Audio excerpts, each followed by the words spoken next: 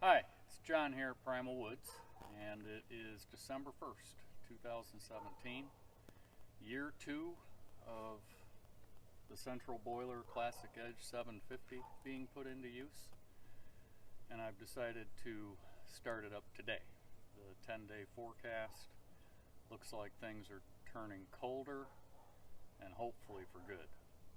So without further ado, let's get started. Thanks for watching. Okay, first thing I'm going to do is check the water level to make sure we don't need to add any water, which is circulated to the house and is comprised of approximately 300 gallons of water. So you just turn this valve and the water comes up in the tube. It's a full mark right here, and we're right there at full. Now you might be able to hear a pump motor running. I started that probably 2 weeks ago just to make sure that the water in the boiler wouldn't freeze as temperatures started to dip. When you're done checking the level, you turn the valve again, which drains the water out of the measuring tube, again to prevent it from freezing. So we're good on the water. Okay, the second thing I'm going to do is to start the control. The pump will run without the control on, but obviously I need to start the control to have the advantage of the blowers in getting the fires going. So it's just a push and hold on the power button.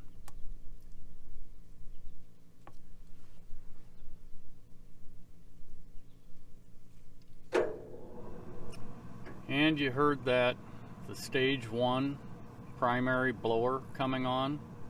And we also get a temperature indication of water temperature, which is about 60 degrees. So what happens is when I have the pump on, water is circulating, and the return air to the furnace is flowing across that heat exchanger, which is what brings this temperature up. I mean, basically, the propane furnace in the house, some of that energy has gone into maintaining this water temperature above freezing. So the control is started, and I don't need to do anything more with the control panel at this point.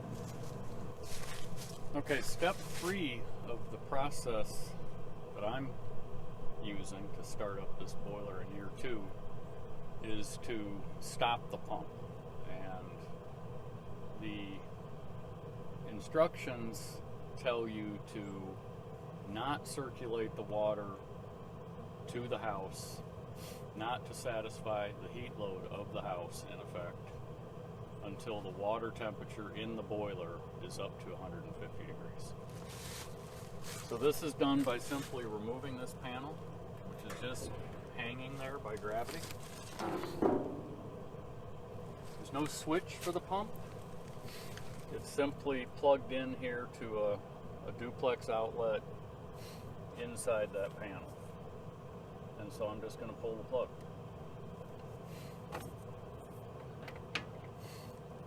And with that, we're no longer circulating water to the house, and I'll plug it in again when the control indicates that the temperature of the water is 150 or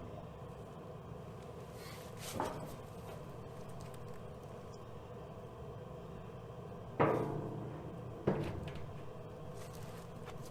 While I'm on this side of the boiler, I'll just make sure that the bypass is open. So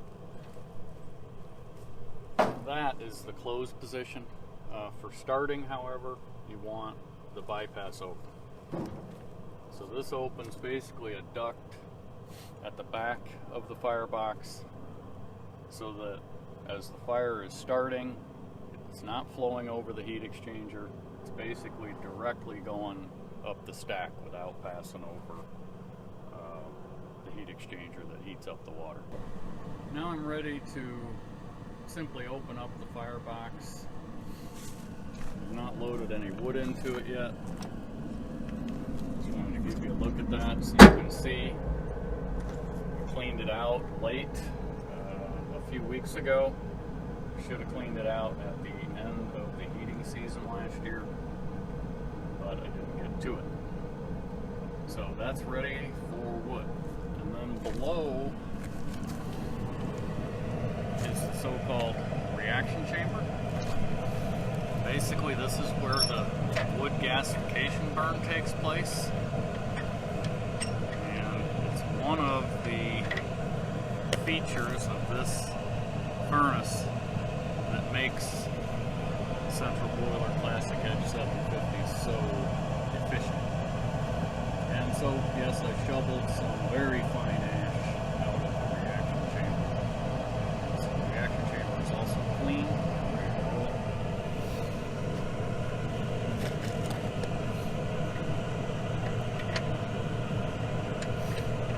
And with that, we're ready to add wood to the firebox.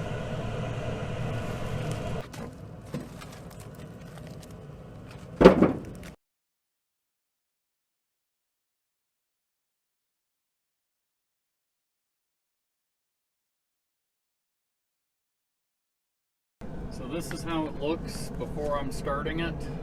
What you don't see is any tinder or kindling. You just see a loose stack of seasoned hardwood, split and ready to burn. That's because I'm cheating, and that'll be in the next clip. Okay, before I light fires, I am going to put a little of what Central Boiler calls ash troll in the firebox. It calls for a heaping spoonful daily, which I don't do. But here at the start of the season, this is intended to control the corrosive tendency of the ash.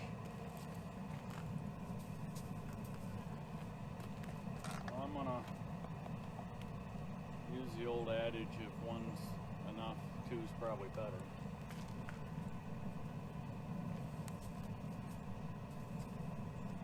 Here at the start of the season. And then we'll get to the cheating that's involved in my startup sequence this year. And that's this gadget right here. I call it a weed burner. I'm not sure what its intended use is. Maybe that's it. But I use it for burning weeds off of our gravel driveway. It's the best way and the easiest way, the fastest way, and the least harmful way to the environment that I've found for killing those weeds, or at least keeping them in check. But last year I found with the maple syrup evaporator that this would save me a half hour to 45 minutes when I was starting the evaporator every morning and getting the sap to a boil. And then I started using it to restart the outdoor wood boiler when that was necessary. So basically, I just hook it up to a 5-gallon propane tank.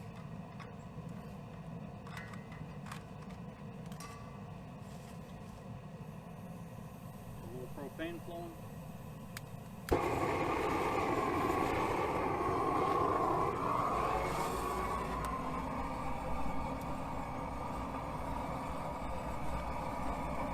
That's why I have the loose wood stack in there.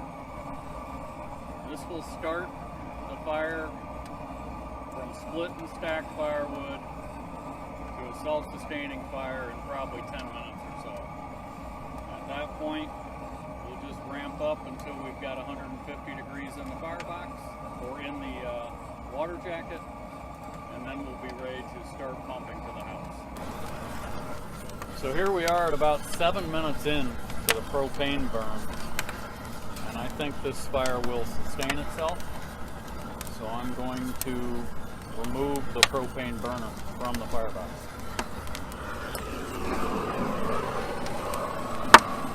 And just turn it off.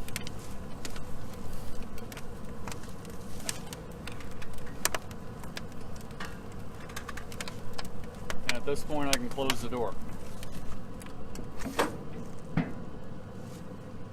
Now we'll just wait for the firebox to come up, or the water jacket rather, to come up to 150 degrees before putting the load of the house onto the boiler.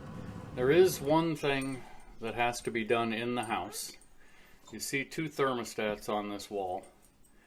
The bottom thermostat is for the propane furnace. That one's in the heat position at the moment, and it's set for 70 degrees. And then the top one is for control of the furnace blower when the outdoor wood boiler is running.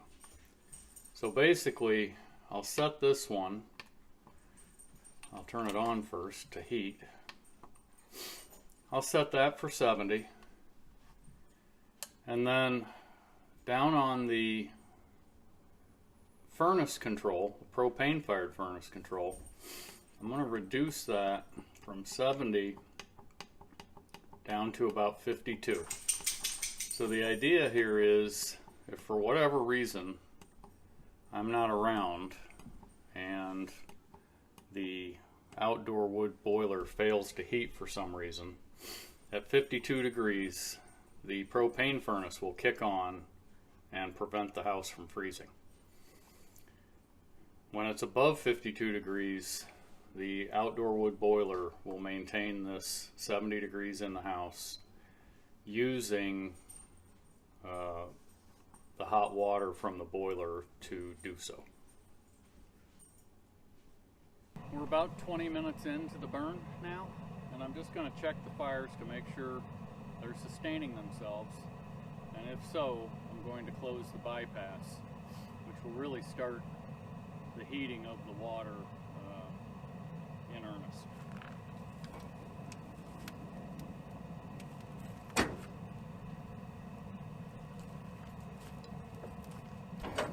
Okay, the fire looks good.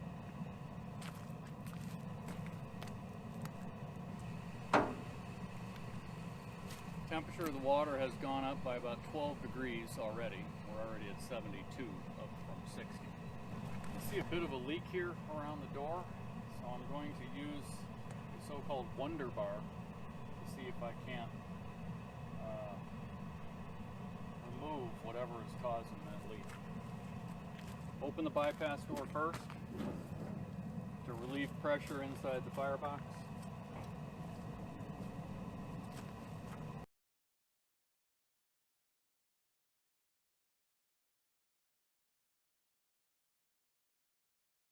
See, there's also an adjustment here on this hinge,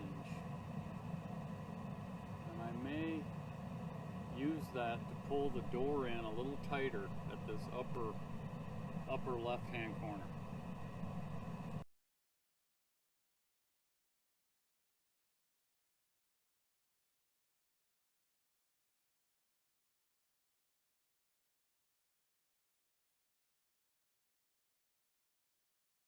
Still have a small leak there, so I may get with central boiler on a replacement gasket to go in that corner of the door. But with that, I'm closing the bypass, and we're good to go for now. So here we are at about 4.5 hours into the burn. That's 1,030 degrees in the reaction chamber and 145 degrees water temperature. So I'm going to let this go about another half an hour. We should be over 150, and then I'll start feeding the house. Okay, it's now 5 hours 10 minutes since I lit fires. We have 625 in the reaction chamber and water temperature of 150. We are ready to heat the house. We're finally at 150 degrees after 5 hours, and it's now time to plug back in the water circulation pump and start heating the house.